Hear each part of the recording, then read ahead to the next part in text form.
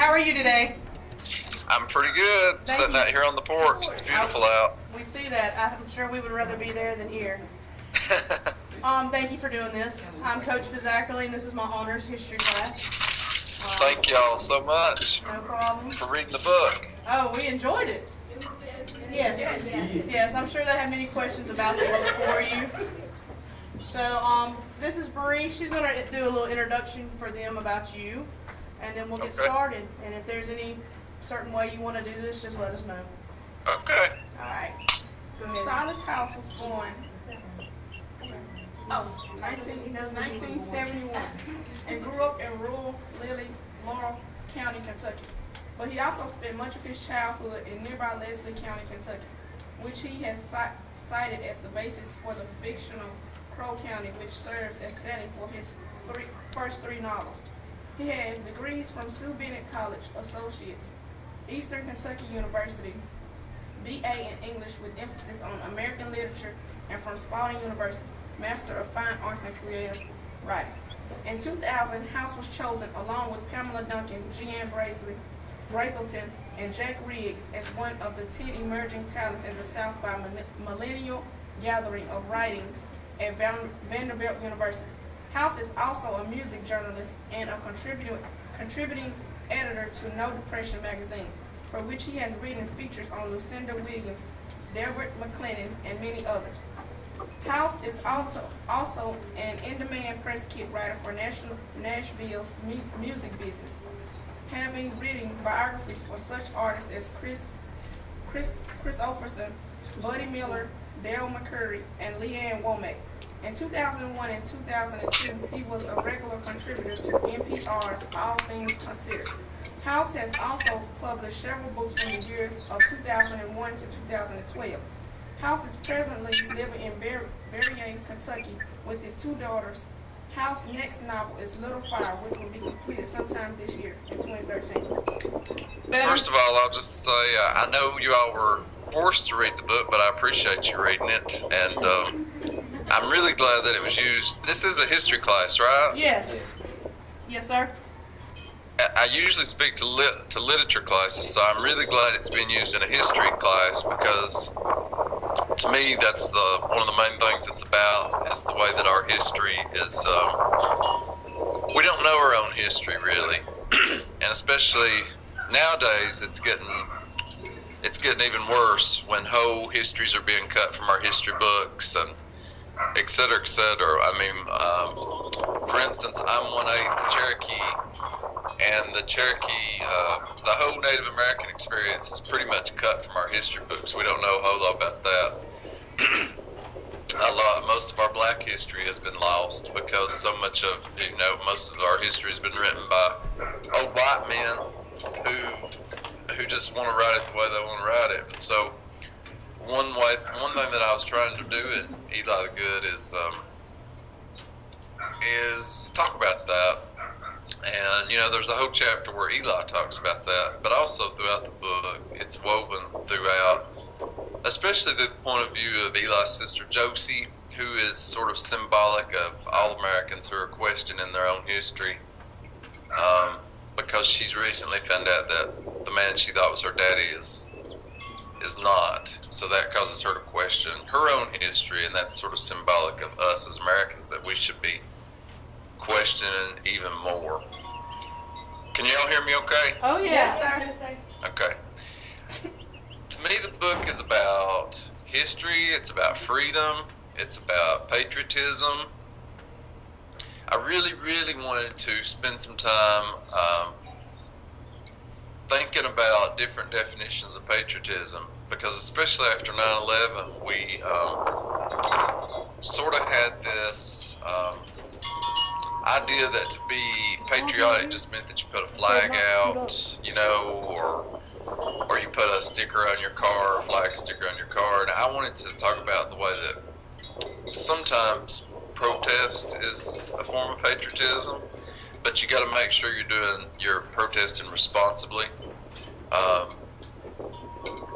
also think, one thing, of course, I was trying to do in the book is talk about Vietnam, but also show people how the same issues that were affecting the nation during Vietnam are affecting us now. Particularly when the book came out, there were a lot of soldiers coming back from Iraq and Afghanistan who had post-traumatic stress disorder, and they weren't being treated properly by our government. So one thing I wanted to do was I wanted to write a book that was anti-war but pro-military, because my daddy is a veteran, and a lot of family members and friends of mine are veterans, or they're in the military, active duty right now, and so I wanted to pay tribute to them, but also look at the complexities of all that, and also pay tribute to people who speak out against war at the same time. So those are just a few things. I think I'll just turn it over to y'all, and if you can speak up real loud, I can maybe hear you. Okay. A lot of them have, while they read this book, and yes, while they read this book, yes, they were forced to read the book, but they ended up really liking the book. They would come in and go, I can't believe this, or I can't believe that, and then they would discuss it amongst each other. I asked them to come up with some questions for you, and so I'm going to let them come up here, and, you know, it could be anything. They have some very random questions for you about the book also. I'm sorry, I can't hear you. As I say, they have some very random questions for you also about the book, so we're going to go ahead and start. Can you hear us? Can you hear me? Off and on. Okay. It seems like you got to be right on in front of the mic for me to hear you. Okay. Yes. I'm glad to answer anything. So Okay. whoever All right. has a question, just get as close to the mic as you You're going to can. come right over here, and the mic is around here, so you'll have to get... My question is bend down and talk loud. My question is what inspired you to write this book? Well, it's a pretty autobiographical book. I mean, I was raised in the same house with a man who had post-traumatic stress disorder, so I stayed pretty scared as a child. I mean, he was never abusive in any way. I don't want to lead people to think that, but you never knew when he was going to go off and throw something or get real mad. I mean, he would throw whatever was nearby, he would throw it. Didn't matter if it was a glass or a TV, both of which I've seen him throw. He would just lose his temper so quickly. And the main thing was that we couldn't really get mad at him because we knew it wasn't his fault, because he had post-traumatic stress disorder, and it's not like you could blame it on him. So we didn't know what to call it then. We didn't know what PTSD was. We just called it the war. And so I wanted to write about what that was like to grow up as the child of a Vietnam vet and somebody who was really proud of the way my father had served my country, but also from the point of view of somebody who's been a part of protest movements and been involved in that, and how I want to make sure that when I'm protesting things that I'm respecting everybody involved and not making people out to be villains, but making sure that I'm putting the blame on the government or, these large entities who do the real damage. Also, I was really inspired by just how similar the United States in the days after 9/11 was to the United States in the days during Vietnam and right after Vietnam, and how divided we were as a country. A lot of the people in the book are based on real people from my childhood. Josie's based on my sister, who was always real rebellious. She had these pair of pants that, just like Josie's, that looked like the American flag. My parents hated those pants. Mostly, I hated them because they looked like the American flag, but also because they were so tight. And she always wanted to be as, the tighter the pants, the better, the shorter the shorts, the better. She believed in, if you got it, flown it, I guess. I also grew up in a neighborhood a lot like the one Eli grows up in, where we knew all the neighbors and the children. We just rode our bicycles all day long, and we stayed out in the woods, and we played in the creek. And I had a next door neighbor. It kind of set me apart from everybody else as a child, because my best friend was a girl, and that wasn't really, that wasn't encouraged for the genders to mix much as children. So people made fun of me because my best friend was a girl, but she was tougher than most of the boys I knew. I mean, just like Edie, the person I based it on, she was always fighting all the boys on our road, and she was always she whooped every boy on our road, including me, several times. So she earned her respect, and so of course I based Edie on her. The scene in the book that was hardest for me to write is when Eli betrays Edie, and he tells her something like, "Your mother left," and he's just really terrible to her. I hated him for doing that, but I also thought it was a realistic scene in that children turn on each other very easily, and I think we all do that, and then we have to seek forgiveness. He had to, he's trying his best to be good. That's where the title comes from, and so he has to mess up every once in a while, to try to be better. What else? All right, next. Who else wants to go? Come on, man. What's the last time? Come on up here. Now you gotta lean closer to the laptop. Without talking. Okay, speak clearly. What was your inspiration for making Nell the aunt and making her the way she is? Nell is probably the most, I made her up from scratch. She's very fictional. The main thing is that the only way I could really, show you everything about how upset Stanton was as a Vietnam vet is if I put sort of an antagonist with him, and so I thought it would be really interesting to have a Vietnam veteran living in the same house as a Vietnam War protester. It's sort of like, nowadays political parties are so divided, and so if you have a Republican and a Democrat living together in the same house, you've got some fireworks, you've got some drama that's going to happen. And so I knew if I put them in the same house, I'd have plenty of drama that unfolded.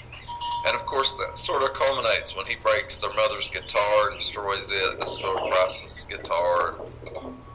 I really liked Nell a lot. I didn't agree with everything she said, and I didn't agree with everything Stanton said. And I think that's what makes it interesting, is that I think that they both encompass two very different sides of who we are as Americans.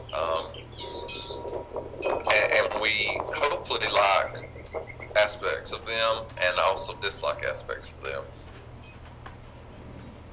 Who's y'all's favorite character in the book? Did y'all like Nell, or did y'all hate Nell, or what? What do you ask? Who's your favorite character? Edie. I like Edie. Most of them like Edie. I personally like Aunt Nell. And then a lot of them like the sister as well, but I think it's because they're all the same age.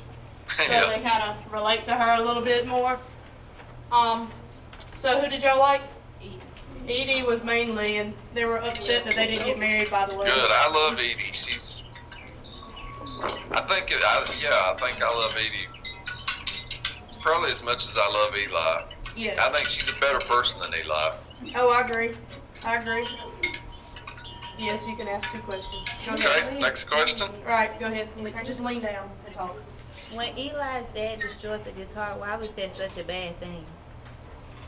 When he does what? I'm sorry. When his dad broke the guitar, when he threw it, why was that such a bad thing? Because the guitar is symbolic of the past. It's symbolic of Nell, and that's Nell and Stanton's mother's guitar. And so it symbolizes sort of their family. And when he breaks the guitar, it's meant to say, it's meant to symbolize that their relationship is broken and that it can never be put back together again. And their mother, the only thing they had of their mothers is gone. And also, I just can't stand to see a musical instrument destroyed. I hate it when people break up guitars on stage and stuff like that. I mean, I play the guitar and I love music so much, and so I think that it's a pretty powerful moment when he destroys that guitar that way, especially because it's meant also to illustrate that people with PTSD, they do things that they really regret. They have no control over it in the moment. It's something that takes, it overtakes them. So much of PTSD is tied up in temper and things like that, and he just loses control and he hates himself in that moment. Good question. Okay, I have another one. Okay. when the connection with Eli Eden and the tree that you like trees when you was a child. I can't hear you. I'm sorry. You're going to get right on the mic. What was the connection with Eli Eden and the tree that you wrote about? What was the connection between Eli and the tree? Yes. Is that right? Yes. Bend down and speak loud. Well, that's pretty much based on when I grew up. I always, anytime my father would have one of his spells, I would always go to the woods to get away from that.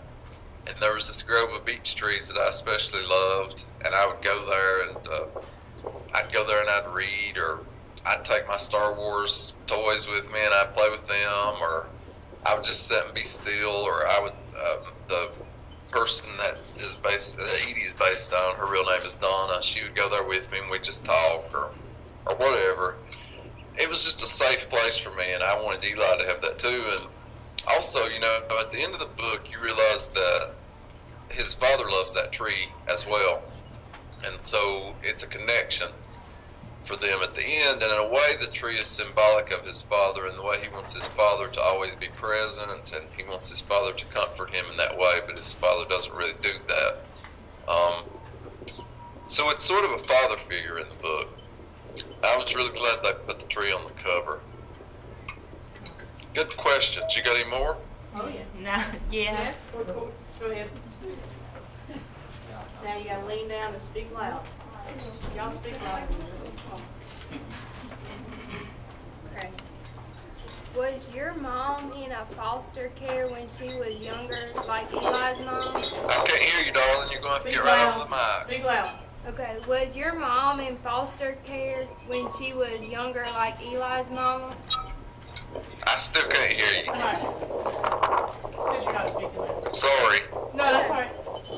She wants to know if your mother was in foster care like Eli's mother was. I heard foster care and mother. Yes. Was your mother in foster care? No, but my mother was an orphan, and she was raised by her first cousin. And so she definitely had that sense of being alone in the world. And I feel like that, you know, once she was married and had me, my father and I became her whole world. She just, you know, it was really hard for her not having any real, you know, immediate family. So I did draw on that some with Loretta, but I also fictionalized Loretta quite a bit. My mother's real different than Loretta. One reason I did that is because in my first 3 novels, I based the character very much on my mother, so I didn't want to do that again. Also, one thing I'm trying to do in the book is comment on service and how we can all be of service to our country in different ways. You know, when somebody goes into the military, we always say they're going into the service, and that implies it's the only way to serve our country. And I definitely think that veterans are serving our country in a huge way, a really big sacrifice. But I also think there are lots of ways we can serve our country, and one way is school teachers, you know, really serve our country. I mean, our country would fall apart without school teachers and schools. So I want to make Loretta a school teacher to sort of comment on that, the importance of school teachers. And I love that moment when Eli's talking to that boy at the gas station, and the boy says, that smell that you can smell when rain comes in, that's ozone. I learned that in your mother's class. I love showing how, you know, teachers don't really realize the way that students carry things with them once they leave that class. And students often don't realize how much they've learned from a teacher until much later. I mean, I had a 7th grade teacher who changed my whole life, and I would have never been a writer without her. But I didn't realize that until I was grown, you know, and now I'm able to tell her that. At the time when I was in her class, I was probably a big, you know, a total brat and not really appreciative of her the way I grew to be.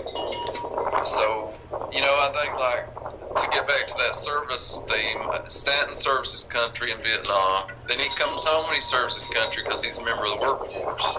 You know, he's a mechanic. And again, our country would collapse without blue-collar workers, mechanics, and people working on barges and oil rigs and janitors and people driving trucks and et cetera, et cetera. Those people serve our country in a big way too, because they're keeping the country moving.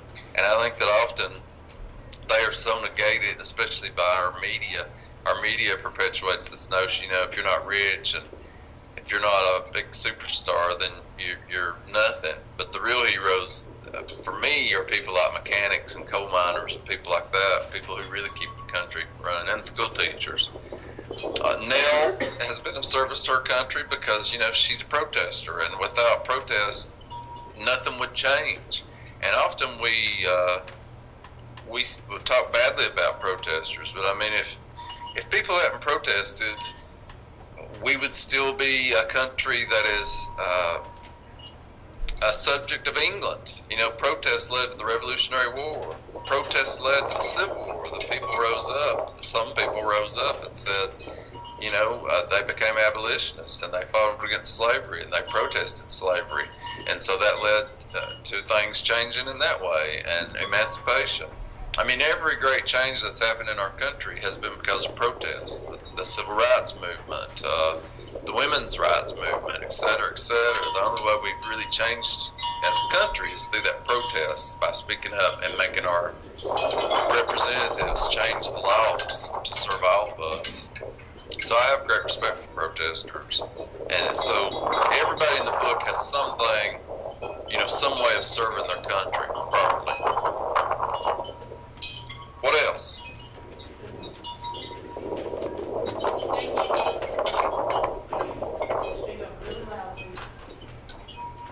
How did you get the idea to make Eli so sneaky? Bend down and talk loud. How did you get the idea to make Eli so sneaky?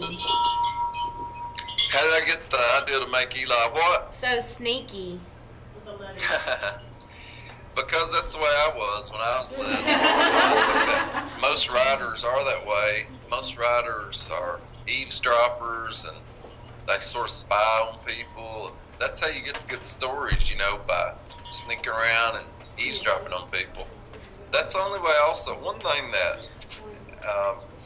if anybody has a parent who's a veteran of war, you probably know that lots of times it's real hard to get information from them. You have to really drag it out of them, and they don't want to talk a lot about their time in serving in a war.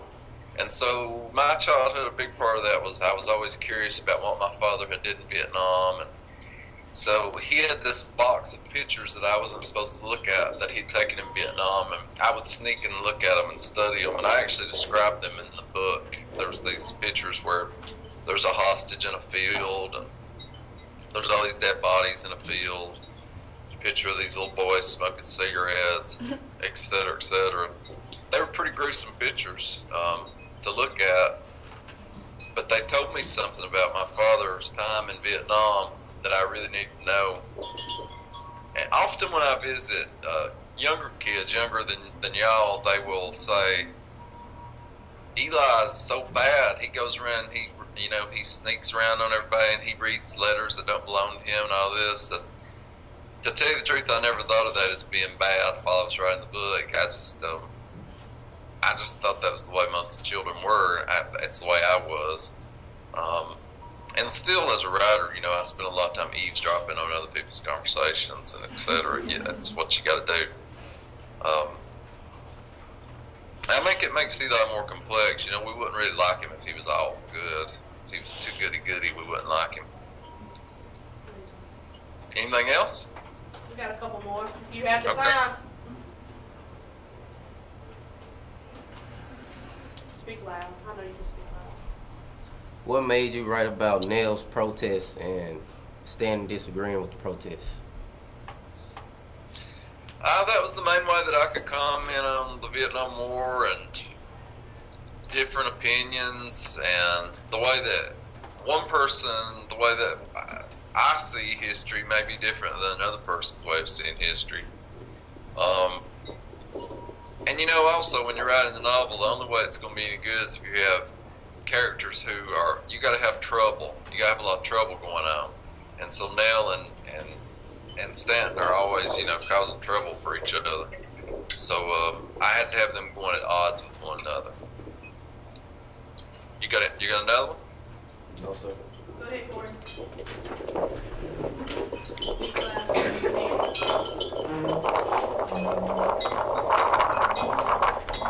In the epilogue, why did Eli marry Edie first since they were such good friends as children? I couldn't hear you. In the epilogue, why didn't Eli marry Edie first since they were such good friends as children? Why are Edie and Eli such good friends as children? No, why didn't they get married first in the epilogue? I can't hear it at all. Sorry. I think it says weird. That mic's tricky. Yeah, sorry. They want to know why didn't Edie and Eli get married? You know, in your epilogue, they meet back years later. They want. I hear you. Okay. They want to know why you didn't. Why Edie and Eli didn't get married. Did you hear me?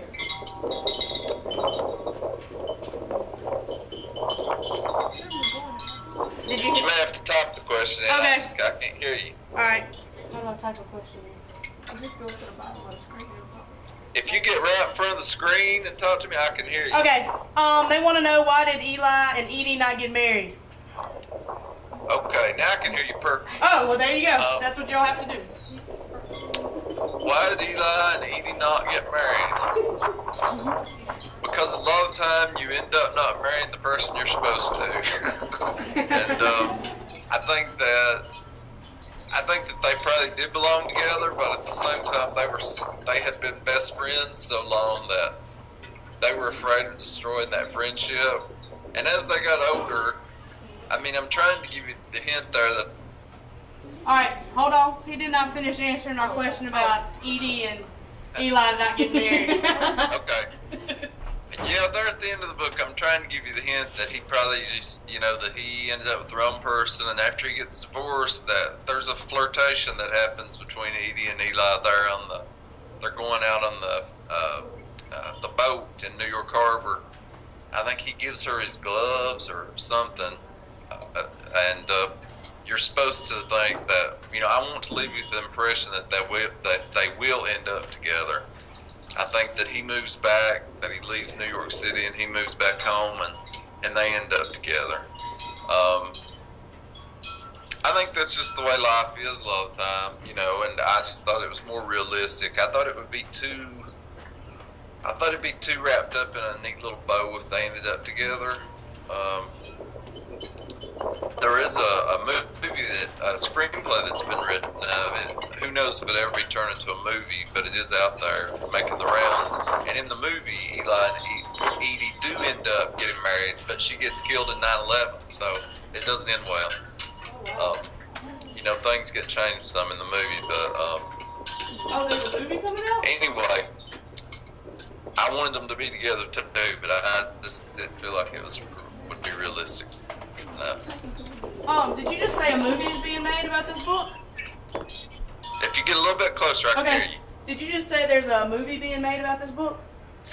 There's a screenplay that's been written, and it's going around Hollywood, but all of my books have been made into screenplays, but none of them have been turned into movies yet. So you never know. I mean, it's real hard. It's a long process, and who knows? Questions? Go ahead, and then you'll be next. Right in front of them and speak loud. And don't show me. Okay, I have an uncle who has PTSD, and I want to know what's a good way to cope with it. Say it one more time. I'm sorry. I have an uncle who has PTSD, and I want to know what's a good way to deal with it. Oh, that's a good question. My father never did deal with his PTSD until I was grown. After I had left the house, he went to the Veterans Administration and he started to see a therapist, and that helped him more than anything to be able to talk about it. They have ways of drawing it out of them so that they can talk about it, and they also put him on an exercise regimen and and he was treated medicinally too with a prescription that helped his chemical imbalance. So, just going to the VA and talking to people about having PTSD is the big thing. This book is being used a lot in PTSD classes and in the military, and they're dealing with PTSD. So that's one of the best things to happen with this book, I think, is that it's being used that way. And I work quite a bit with the VA, the Veterans Administration, when I was writing the book to make sure that I got everything about PTSD right. Good question. Anybody else? Plenty.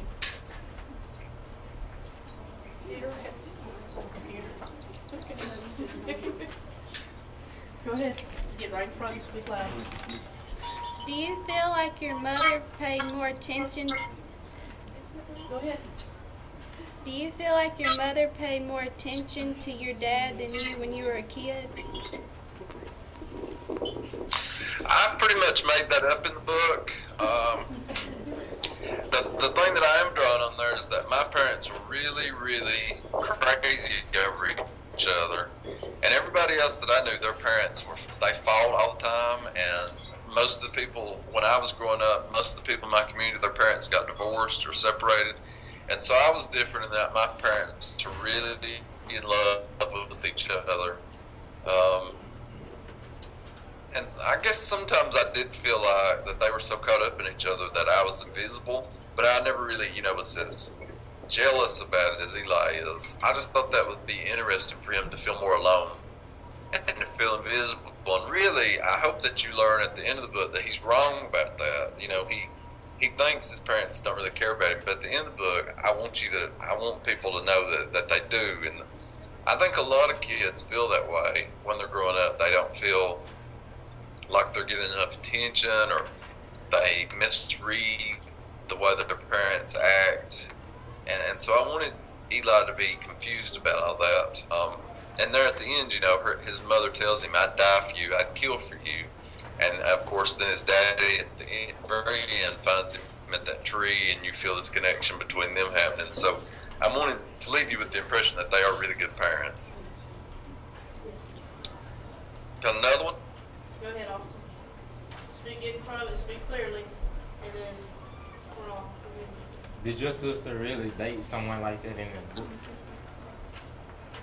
Can you repeat it? Did your sister really date someone like that in the book? I still didn't get it. I'm sorry. Maybe if you lean down a little bit. Lean down. Did your sister really date someone like that in the book? Did my sister really date somebody like Charles Asher? Yes, sir. She dated a lot of boys like Charles Asher. That I ended up liking them better than she did because she just treated them awful. She went through one boy after another, and she wasn't much for keeping anybody around long. So I based Charles Asher on a lot of really sweet guys that she dated and did wrong. She was sort of like, the stereotype is that a guy treats girls really badly and just sort of cast them to the curb. But that's the way my sister always was. She didn't have much use for anybody long. She got what she got out of them and moved on. That's just the way she was, and she just had a good time. Thank you. What was the symbolism with Nell's smoke being blue? With Nell's what? When she smokes a cigarette in the book, Eli says that the color of the smoke was blue. Oh. There was no symbolism there. It's just that, it's just a different way to describe the smoke, and cigarette smoke does have a more bluish cast to it, and that was one thing in the book. She has cancer, and the book it is a young adult novel, so that was one thing they were worried about, was her smoking all the time. But my argument was, you can't have a book set in the 70s and not have people smoking, because when I was growing up, everybody smoked. Every picture of me as a child, I'm sitting in somebody's lap and they got a cigarette hanging out of their mouth. So I thought I had to be true to the time period and have her smoke. Lean down, speak loud. Why did you ever say that Nell had cancer? Hello, I didn't hear you. You have to come more to the center. Why did you ever wrote that Nell had cancer? I had to have a reason for her to come back home. Mainly, that's why she has cancer. Also, she is really, when people are sick, they start to re-examine their lives and to question, to make, they want to make amends with people. And I felt like she was doing that too, that she was going to be true to herself and stick up for herself, but she's also trying to, she really wants her relationship with Stanton to be better and to get back on track. She wants him to understand that how much she cares about him. And so I felt like that her having cancer would be the real impetus for her to do that. Good question. Anybody else? Anybody else? You got a question, Bruce? Yes. Alright, we're gonna let this be the last question. No one else has questions. Why did the book end the way it did? Well, I felt like I had to wrap some things up at the end, and I felt like the main thing I wanted to wrap up was I wanted you to know that this family ends up being okay. I didn't want to come right out and say this family's okay. I wanted to show that, and so that's why Eli has sort of been invisible to his parents throughout the book, and at the end, his father finds him in his secret place. So you know that he and his father have this connection of the tree. You know that his parents are watching over him more than he thought. And then he and his father walk off the hill together, and they go back to the house. And the last line, I can't remember it right now, but the last line is meant to give you the impression that everything's going to be okay. But the book sort of has two endings, because before that we go more to the present when his father dies. I thought that I had to show the toll that war takes, that war eventually gets the soldier. That I wanted to show how much soldiers sacrifice for their country, especially when they serve in a war. And eventually that war killed his father because it was just too much for him to bear, and it caused him to have a heart attack. And so I wanted to wrap it up that way. I thought it was realistic. I hope it makes you care about the family, and it makes you remember them.